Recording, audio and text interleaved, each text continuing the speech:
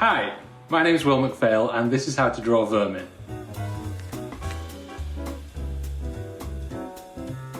You were raised in England and now live in Scotland, but your vermin feel very New York to me. I don't know if they're more sort of prevalent in New York or not, but they're definitely more sort of tolerated in New York. You studied zoology? Yeah, I did do zoology. Studied zoology in Glasgow before I started doing cartoons. What was your plan with your zoology degree? Not to sound like mother here. You ask a 17-year-old what they want to do for the rest of their life, and they always make a perfect, logical decision. I liked animals, and I wanted a sort of, I don't know, I wanted to spend 30 grand on something, and they seemed like a good bet. I actually making it a concerted effort to draw more animals now, so to sort of, in retrospect, my degree is more worthwhile, if you know what I mean. So I can go, see? Rats! It was worth it. It was all worth it.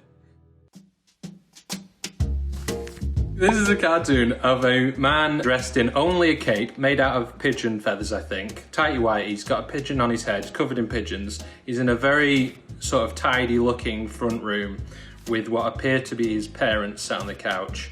And he's saying, "The Pigeon King grows tired of your career advice, mother." So tell me a little bit about these characters. There's no pretense there, it's essentially me. I think when I did it, I was living at home with my mum at the time, and she has got a very worthwhile, sort of cosmically important job, and I've got this. She's never actually tried to give me career advice, and I don't speak about myself in the third person. Not the third person part, that would be weird. It would be the title, I think. Oh no, I did call myself the Pigeon King. Did he spring into your consciousness sort of like fully formed and fully dressed in this outfit, or did it sort of build up as you drew? Thought I'll do a guy who's the Pigeon King and then just let it happen as I was drawing it. Those sort of side jokes, like his cape and his tighty whities and his slippers, I leave them until the drawing process. Do you have any sort of tips or tricks for drawing pigeons? I guess I've got a little bit of zoological knowledge about the kind of, leg joints and things like that. I know what their sort of vague skeleton looks like. Not that I sort of think about pigeon skeletons. I usually like to start with the eyes. All pigeons have got this weird little mustache thing that's just above their beak. Nobody knows what it's for. When I say scientists are baffled, I mean they are wandering around, they are screwing up little pieces of paper and throwing it behind them. Narrow it out just where the neck meets the body here, and it looks kind of demonic, so maybe give him a proper expression now. I like to sort of bring up the sort of lids from the bottom of the eyes there because it makes them look panicked and afraid. That's what most pigeons are. Little wing, as if he's just sort of welcoming you into his horrible world. And that's the first guy. Okay, let's do another one from a different position. We're starting with the eye again. Now here's the mustache again. Just side view this time. Still there. Cruel little beak. That's still there. All the hits. I usually like to put the mouth just sort of underneath that mustache. The rest of the body now. Now, when I'm drawing pigeons' feet, it's a gnarled mess of growths and deformity. You want your stomach to turn when you see them. That's the goal there. He's pigeon-toed. That is a joke I wish I hadn't made. Let's have him looking sort of manic. There we are. Just like he's had a horrible day. Like I was saying about the skeleton, here's the cool bit, that all birds have got these hidden, secretive little dinosaur legs with 4 joints down to the toe. If you can sort of master those, then you'll always get the posture right, because all birds have them. So let's draw a penguin here. Same thing. Even here, the hidden little dinosaur legs, if you can believe it. So spare a thought for penguins, because they are walking around constantly in a crouched position. Stretch your legs out, guys.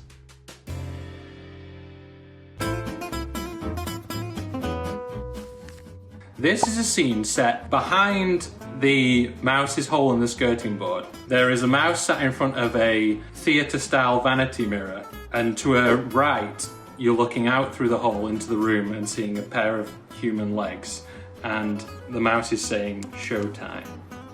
Who, either in the mouse or human world, has inspired this particular cartoon character? I wanted it to look like a sort of a jaded Broadway actor who's been sort of on a sort of maybe a long run for a long time.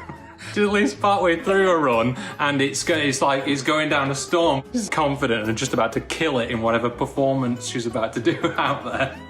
Your characters have these very expressive, elastic faces, which is part of your unique style. Yeah, they've definitely developed over time. Like even from the Pigeon King cartoon to that one, you can see the sort of eyes are very different. I really love drawing those expressive faces, so the more and more I sort of grew to love cartooning, the more effort I put on finding that perfect eye shape. I sort of love the minute changes that you can make to an eyebrow or a mouth that changes the emotion that they're trying to convey.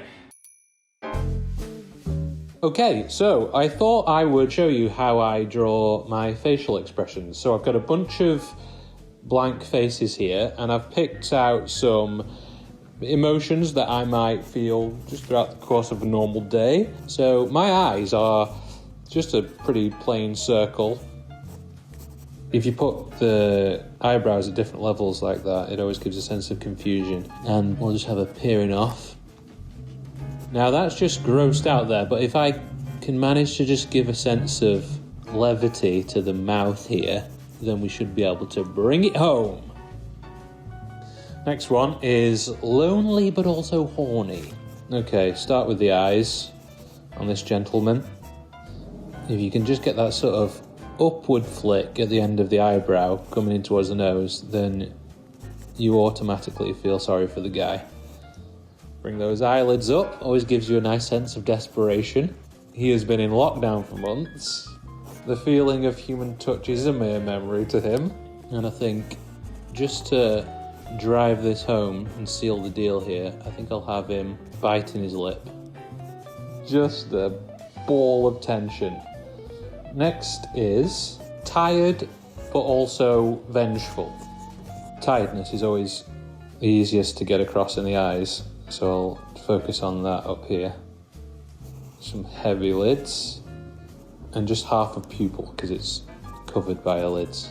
Now she's just tired here, but if I can just give her a knowing smile here, that just makes her look like she's thinking how she will exact her revenge. Boom, there it is. What's she planning?